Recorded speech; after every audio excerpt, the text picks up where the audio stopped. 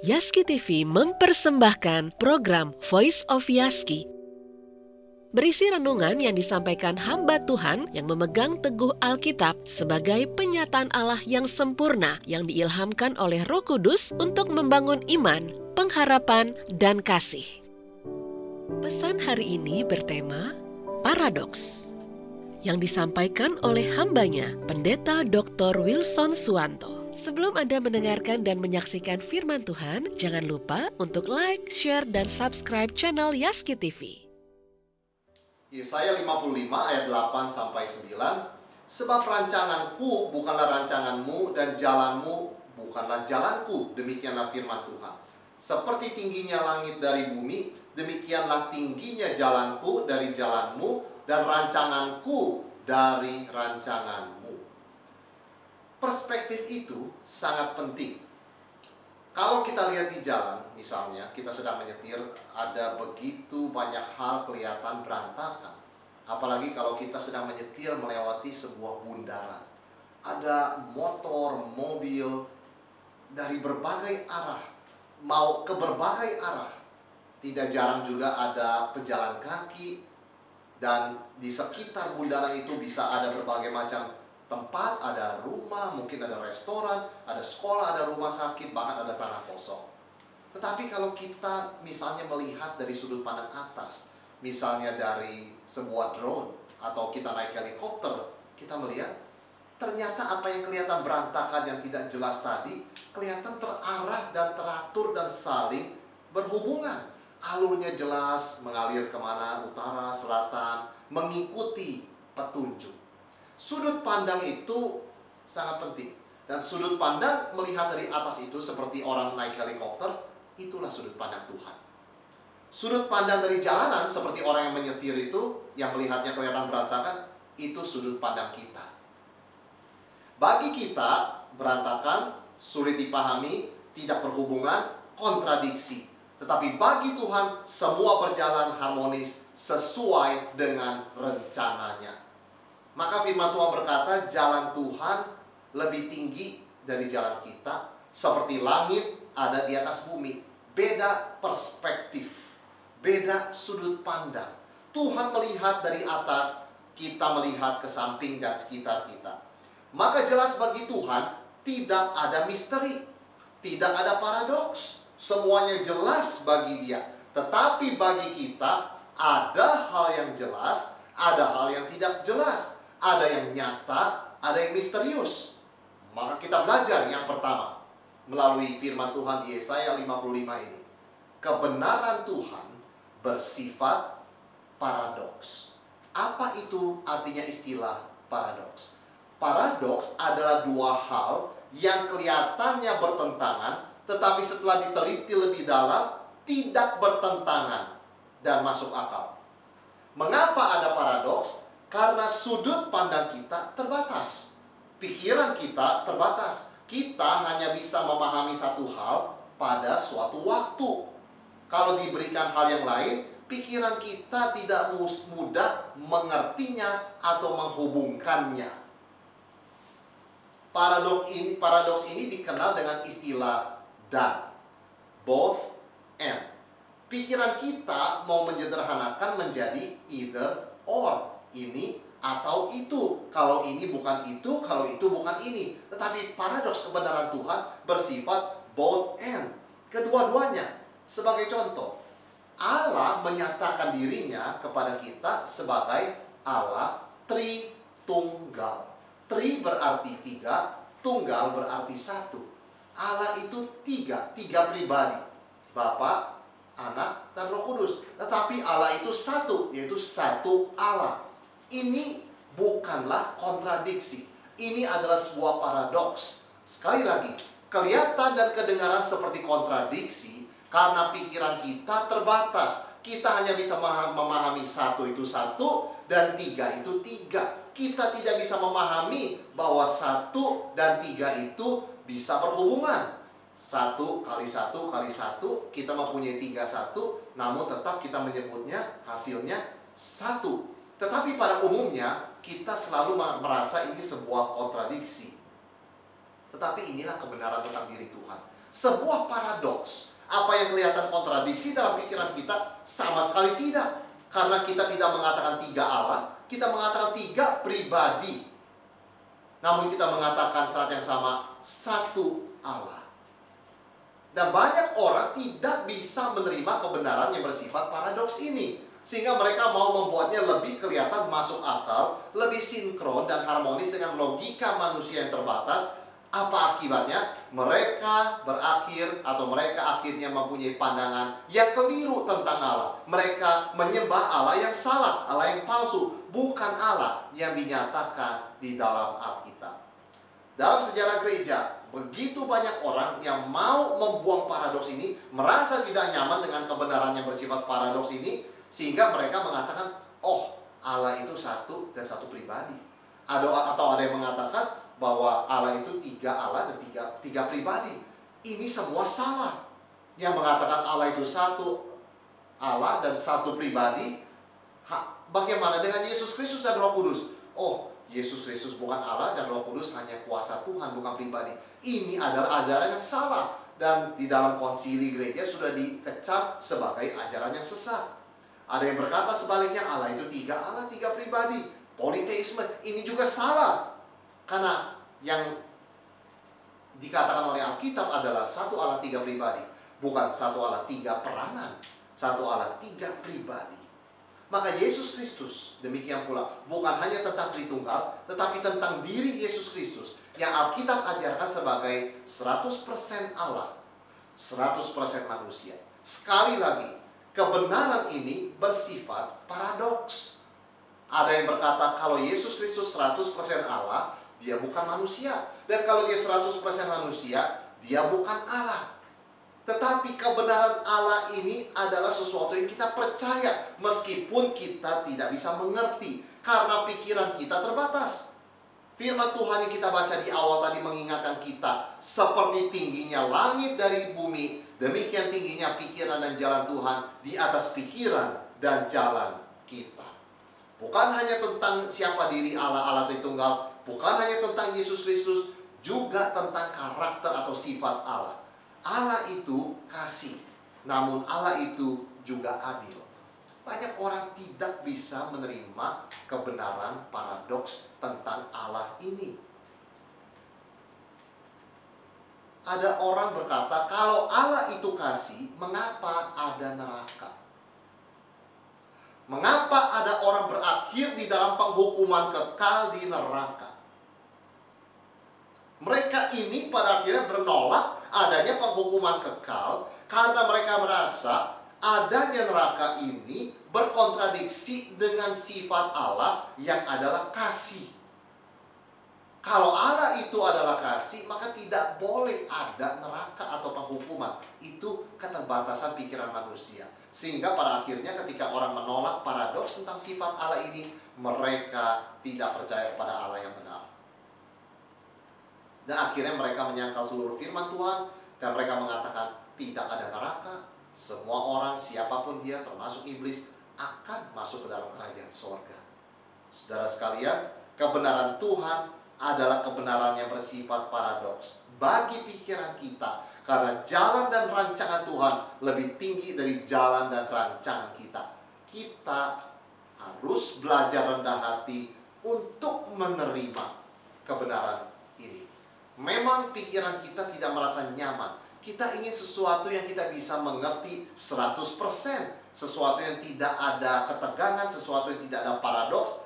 Tetapi ingat, bahwa kita boleh mengenal siapa Tuhan adalah anugerah yang besar. Kita bisa mengenal, kita bisa mengerti. Tetapi ingat, kita tidak pernah bisa menguasai. Ada 2 istilah, understand and master. Mengerti adalah kita bisa memahami. Tapi kalau menguasai, itu adalah menjadi milik kita. Ketika seorang dikatakan sudah menguasai keterampilan memasak, berarti dia ini sebagai master. Maka dikatakan dia master the cooking skill. Dia sudah menguasai. Dalam mengenal Tuhan dan jalan-jalannya, tidak ada istilah menguasai. Kita understand, kita bisa mengerti, kita bisa percaya, tapi kita tidak mungkin bisa menguasai. Karena Tuhan jauh lebih besar dari pikiran kita, jalannya dan pikirannya lebih tinggi dari jalan dan pikiran kita. Tidak mungkin kita master about God. Karena itu kita harus dengan rendah hati terbiasa menerima kebenaran yang bersifat paradoks. Ketika kita mengingat akan kasih Allah, kita bersyukur. Tetapi keadilan Allah mengingatkan kita juga bahwa Dia adalah Allah yang adil. Sehingga kita hidup dan berjalan dalam kebenaran yang diajarkan oleh Alkitab ini. Kalau kita memaksakan kebenaran itu cocok dengan pikiran kita yang terbatas, itu bukan kebenaran Tuhan. Itu menjadi karangan manusia. Itu yang pertama. Yang kedua, kehidupan Kristen bukan hanya tentang Tuhan, tapi kehidupan Kristen sehari-hari juga bersifat paradoks. Yesus berkata, barang siapa mau jadi yang terbesar, harus jadi hamba semuanya. Itu sebuah paradoks. Karena kalau kita dengar kalimat seperti itu, kelihatan seperti kedengaran seperti kontradiksi. Barang siapa mau jadi yang terbesar, harus jadi hamba semuanya. Di dalam pikiran kita, kehidupan kita sehari-hari, seorang yang terbesar ya dilayani. Seorang hamba bukan besar, seorang pelayan yang gak besar. Tetapi bagi Yesus yang terbesar adalah yang terkecil. Dan Kristus berkata, apa yang kamu lakukan bagi salah seorang yang paling hina, kamu melakukannya bagi aku yang paling mulia. Ini paradoks. Bahwa kita melayani Tuhan yang paling mulia, yang termulia di atas segala-galanya. Ketika kita rela melayani mereka yang paling tidak mulia di antara kita, paling hina. Apa yang kamu lakukan bagi salah seorang yang paling kecil, paling hina dari saudaraku, kamu melakukannya bagi aku. Tanpa menerima paradoks dengan kerendahan hati, kita bahkan tidak bisa hidup sesuai dengan prinsip-prinsip firman Tuhan.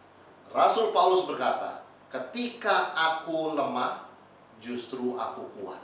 Ketika aku kuat, aku sangat lemah. Ini paradoks. Ketika dia lemah, dia katakan, dia menyadari dia perlu anugerah dan kuasa Tuhan. Dia datang kepada Tuhan, disitulah dia menjadi kuat karena kuat kuasa Tuhan dan anugerah Tuhan. Sebaliknya, ketika seseorang merasa dirinya kuat, Paulus berkata, dia dalam keadaan yang paling tidak awas dan bisa jatuh sewaktu-waktu, maka dia sangat-sangat lemah. Ini paradoks. Bagi pikiran manusia yang terbatas, kuat ya kuat, lemah ya lemah. Tidak ada kebingungan di antara keduanya. Tetapi firman Tuhan mengatakan dengan jelas bagi prinsip hidup seorang Kristen, barang siapa yang merasa dirinya kuat, di situ dia saat-saat paling lemah. Dan barang siapa menyadari kelemahannya dan datang kepada Tuhan, dari Tuhanlah datang kekuatannya. Justru dia menjadi kuat. Kita mengatasi, kita mengalahkan kuasa iblis bukan dengan pedang, bukan dengan senjata, tetapi dengan kuasa darah anak domba. Artinya apa? Kita mengalahkan musuh dengan mengalah. Dalam pikiran kita, mengalah itu kalah, mengalahkan itu menang. Tetapi dalam kitab Wahyu, gereja yang dianiaya, yang darahnya dicurahkan, mengalahkan musuh mereka, yaitu yang menganiaya, bukan dengan membalas kejahatan dengan kejahatan, tetapi dengan kuasa darah anak domba, dengan mengorbankan diri seperti Tuhan Yesus Kristus, anak domba Allah. Ketika kita mendengar kebenaran ini, kita mengalahkan musuh dengan mengalah. Kita mengalahkan musuh dengan menjadi korban seperti Tuhan Yesus. Pikiran kita, hati kita tidak bisa terima. Kita mungkin jengkel, mana bisa, kalimat ini tidak masuk akal, ajaran Alkitab ini tidak masuk akal, dan kalau kita melakukan ajaran Alkitab ini, mana bisa maju dalam karir. Ini ajaran yang terlalu ideal, yang tidak praktis dan tidak jelas, tetapi ini adalah kebenaran. Kalau kita mengikut Tuhan Yesus, kita menjalankan prinsip-prinsip ini, sekalipun bersifat paradoks. Tetapi kalau kita menjalankan apa yang kita mau, pasti akan gagal dan akhirnya tidak memuliakan Tuhan. Dan hati kita akan menjadi tebal dan keras dan tidak lagi mendengarkan suara Tuhan. Setelah kita menemukan jalan buntu, baru kita menyadari perintah Tuhan itu benar, prinsip yang Tuhan ajarkan itu benar, sekalipun bersifat paradoks dan tidak mudah dimengerti. Kebenaran Tuhan tidak bisa ditawar-tawar. Demikian ketika Yesus berkata, barang siapa menyelamatkan nyawanya, akan kehilangan nyawanya. Tetapi barang siapa kehilangan nyawanya karena aku, akan menyelamatkannya. Ini bukan kontradiksi, ini paradoks. Karena setelah dipikirkan dan direnungkan lebih mendalam, menjadi tidak kontradiksi, menjadi masuk akal. Henry Turnbull pernah berkata, hukum kehidupan Kristen itu sebuah paradoks. Karena hukum-hukum itu terdiri dari hal-hal yang kelihatannya berkontradiksi. Kontradiksi kepada pemikiran orang pada umumnya. Menurut hukum kehidupan Kristen, memberi itu mendapatkan. Menyebarkan itu memperoleh. Memegang malah kehilangan. Tidak memiliki apa-apa malah memiliki segala sesuatu. Mati itu hidup. Yang lemah itu kuat. Berbahagia itu didapatkan ketika orang tidak mau mengejarnya lagi. Dan hal yang paling jelas yang kelihatan adalah hal yang tidak kelihatan. Ini adalah hukum kehidupan Kristen.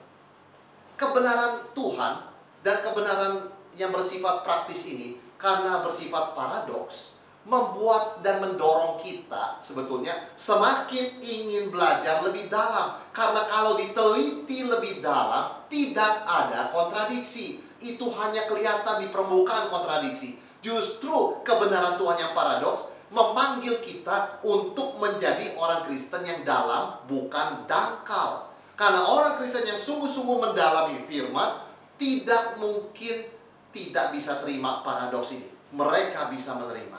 Seorang Kristen yang dangkal akan merasa ini tidak masuk akal, ini berkontradiksi. Tetapi kalau kita seorang yang mau belajar menyelam ke dalam kedalaman firman Tuhan, karena kita rindu mengerti, kita akan menemukan betapa harmonisnya firman Tuhan satu bagian dengan yang lain. Itu sebabnya firman Tuhan bukan hanya untuk didengar begitu saja, tetapi untuk direnungkan bukan satu kali, tetapi siang dan malam. Dan inilah rahasia kebahagiaan seperti tertulis dalam Mazmur 1. Yang ketiga, kita harus waspada kepada kontradiksi. Ini yang harus kita hindari.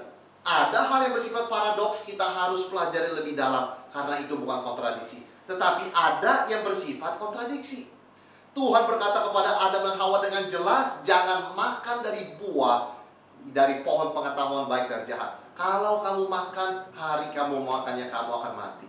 Tetapi iblis kemudian menggoda, mencobai Adam dan Hawa dan berkata, sekali-kali tidak.